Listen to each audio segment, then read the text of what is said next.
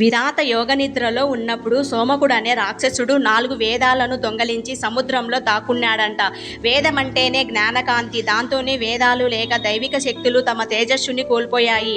ఎటు చూసినా చీకట్లో కమ్ముకున్నాయి. ప్రజాశ్రేయస్సు కోరి చేసే యజ్ఞోగాయదులు ముందుకు నడవడం లేదు. అలాంటి పరిస్థితుల్లో ఏం చెయ్యాలో కోల్పోక అందరూ విష్ణుమూర్తిని వేడుకుంటే స్వామి మత్స్యావతారానికి ధరించిన సముద్ర అడుగున ఉన్న సోమకుడిని సహకరించి వేదాలను పదిలంగా బ్రహ్మకు అప్పగించాడు.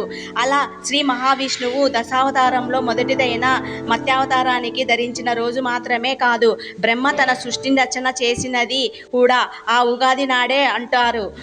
పురాణంలో సత్యయుగంలో సృష్టి మొదలైన రోజుని ఉగాది పండగగా జరుపుకునే ఆచారం ఏ విధంగా ప్రారంభమైందంటే, ఇంకా దాపర యుగానికి వస్తే మహాభారతం యుద్ధం ముగిసిన కొన్నాళ్లకు కృష్ణుడు తన అవతారాన్ని చాలించాడు.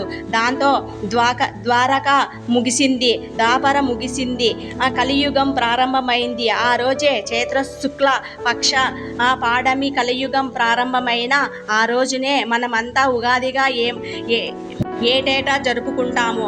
కాకపోతే ఒక వంతు ధర్మం, 3వ వంతు అధర్మం కలిగి ఉండడం, ఆ యుగ ధర్మము భౌతిక కాలుష్యము ఉన్న భావ కాలుష్యము ఎక్కువగా ఉండే ఈ కాలంలో మనుషులు పతనం వైపు నడవకుండా ధర్మం వైపు వెళ్లేందుకు పెద్దలు కొన్ని నియమాలు ఏర్పరిచారు.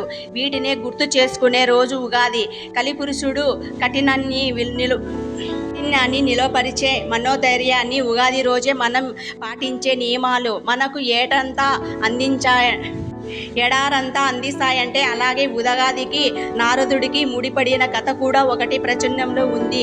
ఒకరోజు బ్రహ్మచారి అయిన నారదుడు విష్ణుమాయని సంసార బంధంలోకి లోతుని తెలుసుకోవాలని అనుకుంటాడు. విష్ణువు అతడి కోరికను మన్నించి నారదుడిని స్త్రీ రూపంలోకి మారుస్తాడు.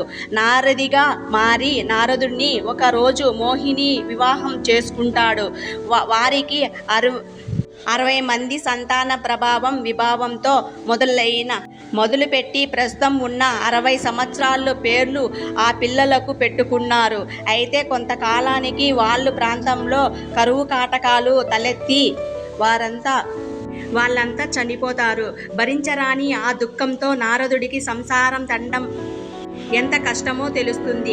ఆ సంసార సాగరం నుంచి విముక్తి కలిగేమని విష్ణువుని ప్రార్థిస్తే ఆయన నారదుని తిరిగి నారదుడిగా మారుస్తాడు.